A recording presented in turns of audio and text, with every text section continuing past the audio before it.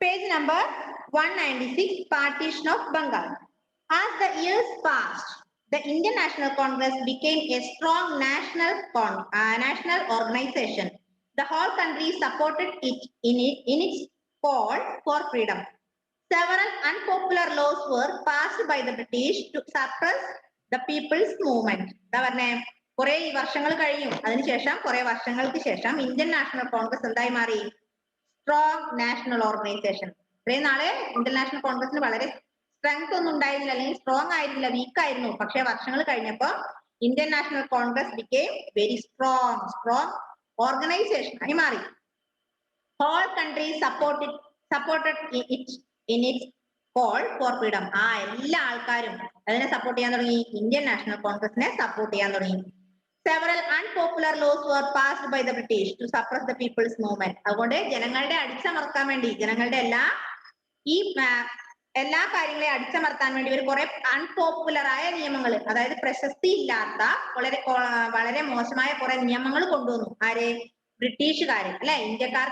ഇന്ത്യക്കാരെ അടിമകളാക്കാൻ വേണ്ടി വീണ്ടും അവർ കുറെ അൺപോപ്പുലർ, അധികം പ്രശസ്തി ഇല്ലാത്ത കുറെ ലോസ് കൊണ്ടുവന്നു. പക്ഷേ Indian National Congress became very powerful അല്ലെ? ഇന്ത്യൻ നാഷണൽ കോൺഗ്രസ് എങ്ങനെയായിരുന്നു? വളരെ ശക്തിയോടുകൂടി മുന്നോട്ട് പോയി. Then finally the British worked out the divide and rule policy to set the Hindus against the Muslims. അങ്ങനെ അവർ എന്ത് കൊണ്ടുവന്നു? Last British worked out the divide and rule policy. അവർ എന്ത് കൊണ്ടുവന്നു? ബ്രിട്ടീഷുകാരെ ഡിവൈഡ് ആൻഡ് റൂൾ പോളിസി. എന്താ divide എന്ന് പറഞ്ഞാല്? വേർതിരിക്കുക അല്ലെ? ഡിവൈഡ് ചെയ്യുക എന്നിട്ട് ഭരിക്കുക. ഡിവൈഡ് ചെയ്ത് ഭരണം. അങ്ങനെ ഒരു പോളിസി ഇവർ കൊണ്ടുവന്നു. Then Hindus against the Muslims. They decided to divide Bengal. അങ്ങനെ അവർ ഭിന്നിപ്പിച്ചു ഭരിക്കുക എന്നുള്ള ആ ഒരു നിയമം കൊണ്ടുവന്നു. ആര്? ബ്രിട്ടീഷുകാര്. അങ്ങനെയാണ് അവർ എന്ത് കൊണ്ടുവന്നത് അറിയോ? Divide Bengal. They decided Bengal. ബംഗാളിനെ അവർ വിഭജിക്കാൻ തീരുമാനിച്ചു, ബംഗാളിനെ വേർതിരിക്കാൻ തീരുമാനിച്ചു. The idea was to divide Hindus and Muslims so that one part would have a Hindu majority and another a Muslim majority. ഇങ്ങനെ അവർ ബംഗാളിനെ എങ്ങനെ വിഭജിച്ചത്? മുസ്ലിംസ് എന്നും ഡിവൈഡ് ഹിന്ദുസ് ആൻഡ് മുസ്ലിംസ്. അപ്പൊ Bengal divided into Hindus and Muslims. ബംഗാളിനെ ഹിന്ദുക്കൾ എന്നും മുസ്ലിങ്ങൾ എന്നും അവർ വേർതിരിക്കാൻ തീരുമാനിച്ചു. Then one part would have a Hindu majority, other have a Muslim majority. ഒരു ഭാഗത്ത് ഹിന്ദുക്കളുടെ മജോറിറ്റിയും മറ്റൊരു ഭാഗത്ത് മുസ്ലിങ്ങളുടെ മജോറിറ്റിയും. The British said this was to make administration easier.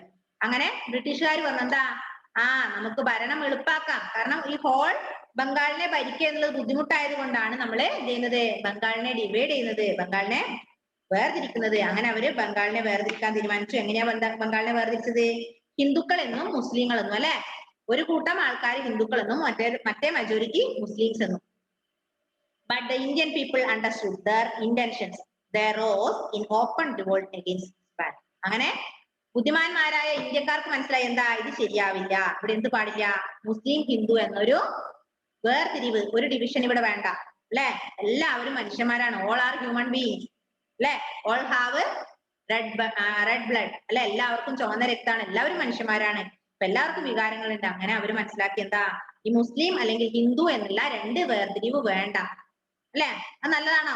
അല്ല, അത് വേണ്ട. അപ്പൊ ബ്രിട്ടീഷുകാർ തീരുമാനിച്ച ബംഗാളിനെ വിഭജിക്കുക എന്നുള്ള ആ ഒരു തീരുമാനത്തിന് എന്ത് ചെയ്യാ, സ്ട്രഗിൾ ചെയ്യുക എന്നിവര് തീരുമാനിച്ചു. ഇത് വായിച്ചു നോക്കിയട്ടെ, പെട്ടെന്ന് വായിച്ചു നോക്കിയട്ടെ. നല്ല വൃത്തി വായിക്കണേ, എങ്കിലേ മനസ്സിലാവുള്ളൂ മക്കളെ.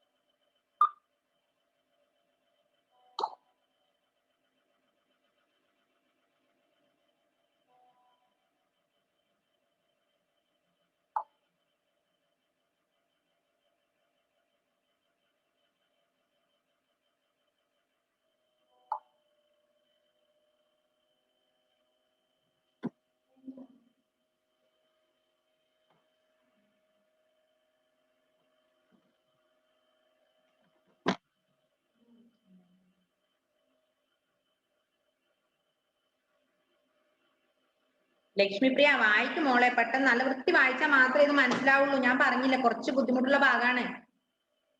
നിങ്ങൾക്ക് എന്താണ് division of partition of Bengal, എന്താണ് ഫസ്റ്റ് വാർ ഓഫ് ഇൻഡിപെൻഡൻസ്, അതൊക്കെ അറിയണ്ടേ? കുറെ പ്രാവശ്യം വായിച്ചാൽ മാത്രമേ മനസ്സിലാവുള്ളൂ. അതുകൊണ്ടല്ലേ മിസ് വായിക്കുന്നു പറയുന്നത്.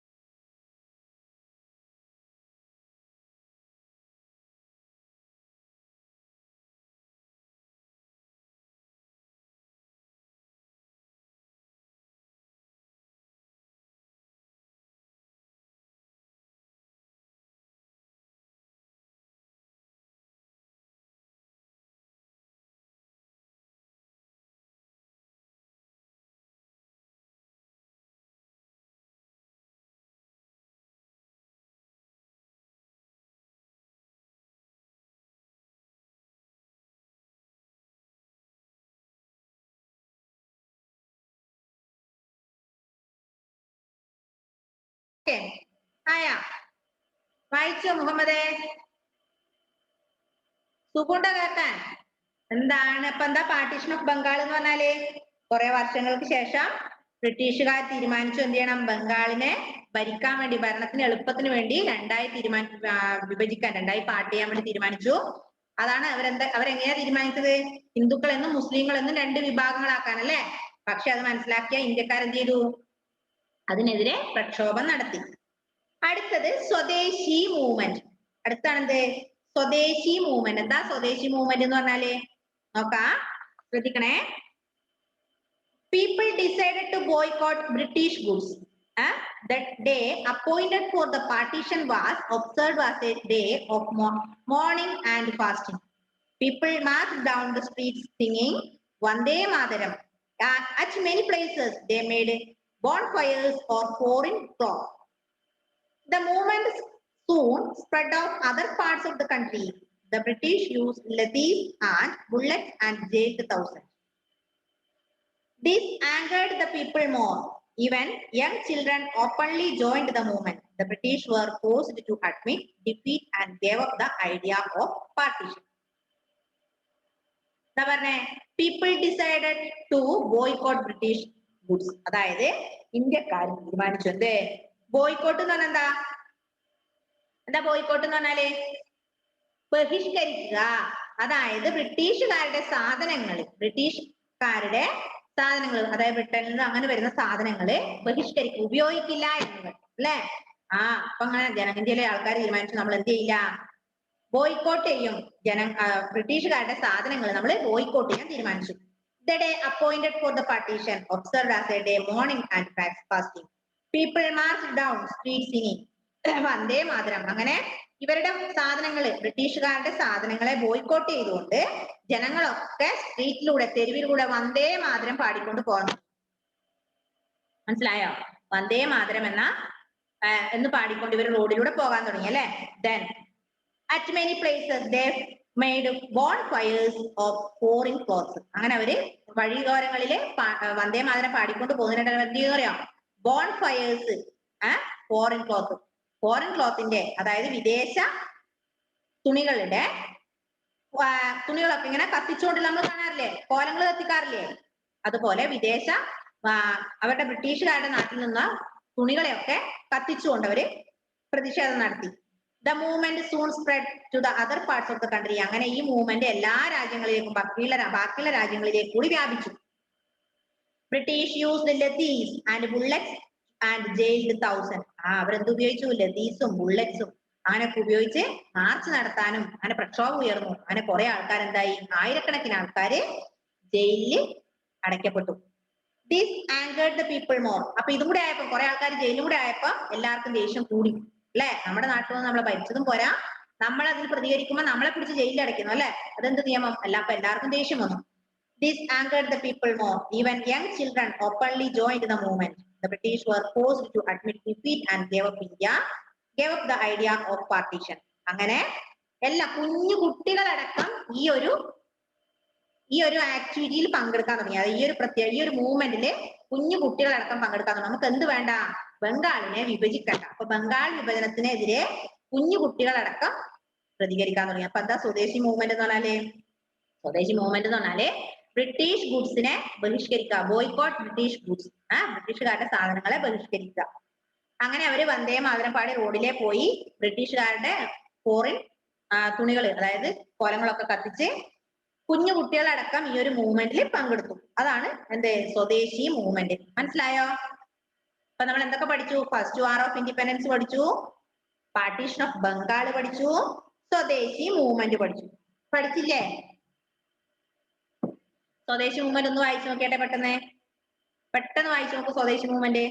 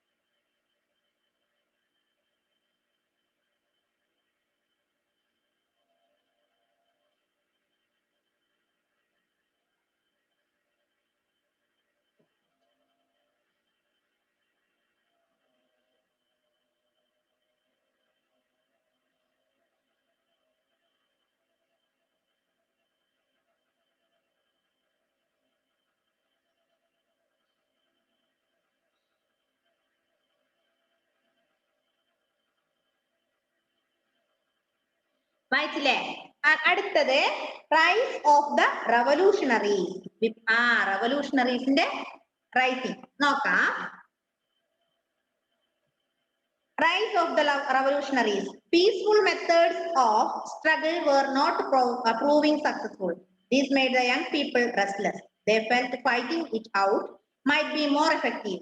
These youths who were prepared to sacrifice their lives for freedom were called revolutionaries. എന്താ revolutionaries എന്ന് പറഞ്ഞാല്? ജനങ്ങളുടെ ജീവൻ തന്നെ ബലി നൽകാൻ തീരുമാനിച്ചു അല്ലെ? സ്വാതന്ത്ര്യത്തിന് വേണ്ടി എന്ത് ചെയ്യാ? നമ്മുടെ ജീവനായാലും നമ്മൾ കൊടുക്കാൻ. എന്ത് ചെയ്താൽ നമ്മൾ മരിച്ചാലും വേണ്ടില്ല, എന്ത് ചെയ്യണം? സ്വാതന്ത്ര്യം വേണം. അങ്ങനെ തുടങ്ങിയതാണ് എന്ത്? റവല്യൂഷണറീസ്. നോക്കാം.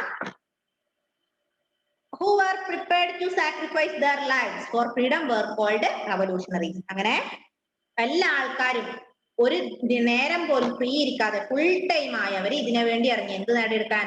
സ്വാതന്ത്ര്യം നേടിയെടുക്കാൻ വേണ്ടി ഇറങ്ങി.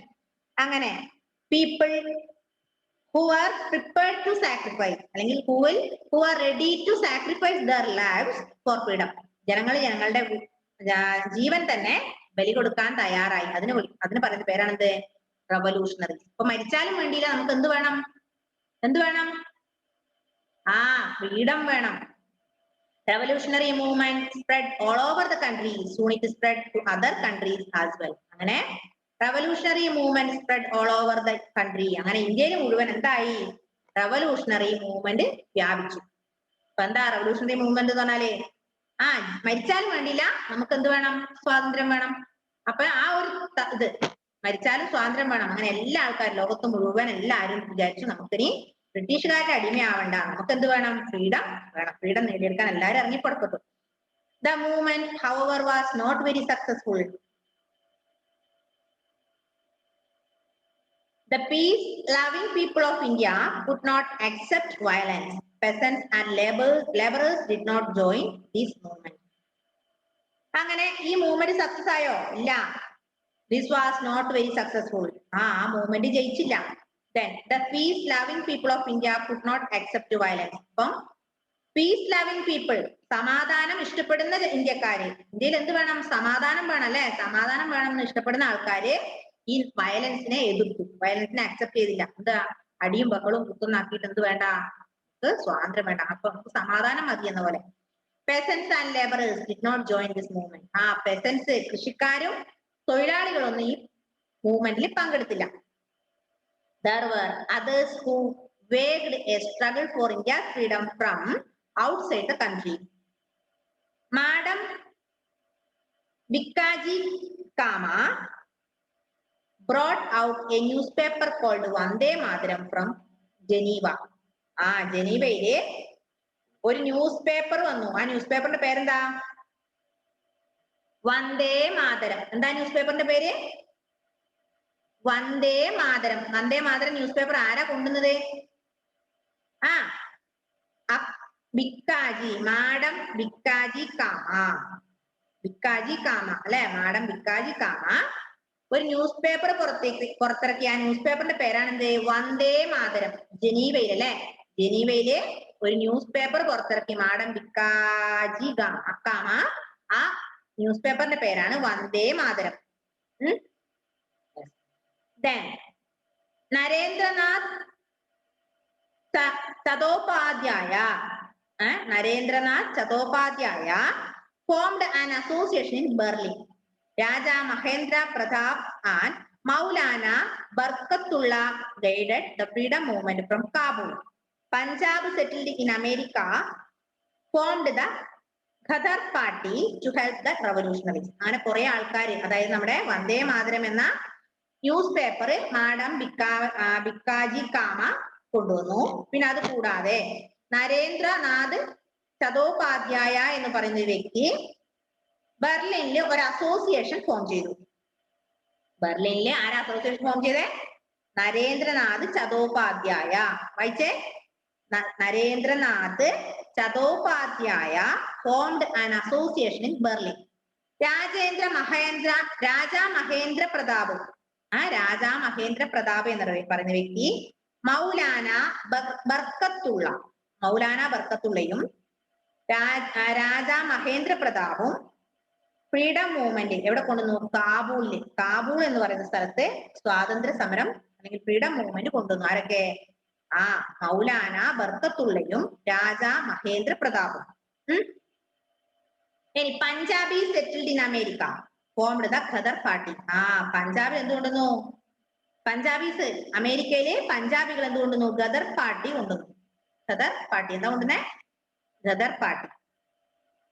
ഇനി നമ്മൾ ഇത്രയും കാര്യം പറഞ്ഞു. ഗദർ പാർട്ടി പഞ്ചാബിൽ കൊണ്ടുവന്നു, അമേരിക്കയിൽ പഞ്ചാബീസ് കൊണ്ടുവന്നു. പിന്നെ വന്ദേ മാതരം എന്ന ന്യൂസ് പേപ്പർ മാഡം ബിക്കാജി കാമ ജനീവയില് പ്രിന്റ് ചെയ്തു. പിന്നെ അടുത്തത് meanwhile the first world war broke in 1914. അങ്ങനെ 1914 ഒന്നാം സ്വാതന്ത്ര്യ സമരം പൊട്ടിപ്പുറപ്പെട്ടു. മനസ്സിലായോ? ഫസ്റ്റ് വേൾഡ് വാർ, ഒന്നാം സ്വാതന്ത്ര്യ സമരമല്ല, ഒന്നാം ലോക മഹായുദ്ധം. മാറിപ്പോയി. ഫസ്റ്റ് വാർ ഓഫ് ഇൻഡിപെൻഡൻസ്, ഒന്നാം സ്വാതന്ത്ര്യ സമരം 1857 ഒന്നാം ലോക മഹായുദ്ധം 1914. First world war 1914. In the hope that they would finally be granted freedom, many Indians helped the British. But at the end of the war, the Indians were disappointed as British made use of this opportunity to strengthen their hold on India. They made stricter laws and applied them harshly. At this time, Mohandas Karamchand Gandhi returned to India from South Africa. He then started the glorious chapters of India's freedom struggle. അങ്ങനെ 1914 ഒന്നാം ലോക മഹായുദ്ധം പൊട്ടിപ്പുറപ്പെട്ടു. 1887 first war of independence, 1757 battle of Plassey, 1885 Indian National Congress, 1914 first world war. അങ്ങനെ first world war പുറപ്പെട്ടു. First world war പുറപ്പെട്ടിട്ട് എന്താ ജനങ്ങളെ ഓടിക്കാൻ വേണ്ടി ഇവർ കുറെ ലോസ് കൊണ്ടുവന്നു അല്ലെ, കുറെ എന്തെല്ലോ നിയമങ്ങളൊക്കെ ബ്രിട്ടീഷുകാർ കൊണ്ടുവന്നു. അങ്ങനെ മോഹൻദാസ് കരംചന്ദ് ഗാന്ധി ഇന്ത്യയിലേക്ക് തിരിച്ചു വന്നു. എവിടുന്ന്? സൗത്ത് ആഫ്രിക്കയിൽ നിന്ന് ഇന്ത്യയിലേക്ക് തിരിച്ചു വന്ന് അദ്ദേഹവും കൂടെ എന്തിനു കൂടി? ഇവരുടെ കൂടെ സ്വാതന്ത്ര്യ സമരത്തിന്, ലോക മഹായുദ്ധത്തിൽ പങ്കെടുത്തു. മനസ്സിലായോ ഈ ലെസൺ? മനസ്സിലായോ? ഒന്ന് വായിച്ചു നോക്കിയാട്ടെ ഇത് പെട്ടെന്ന്.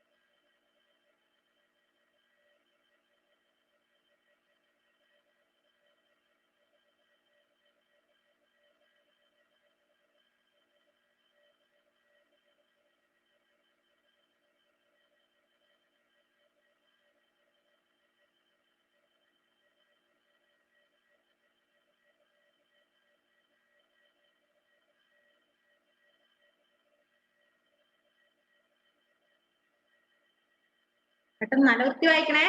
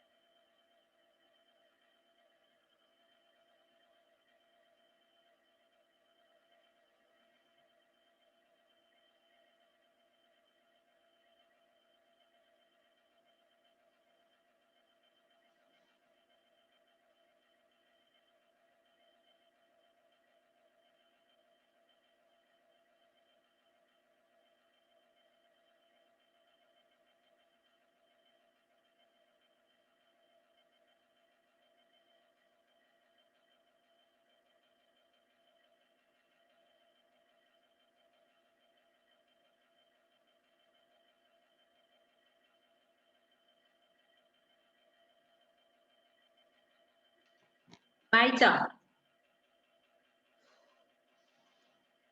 വായിച്ചില്ലേ? ഇപ്പൊ എന്ത് ചെയ്യാ?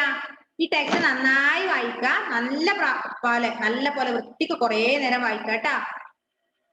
Shiza, Lakshmipriya, Josy. Okay, bye bye. See you in the next class.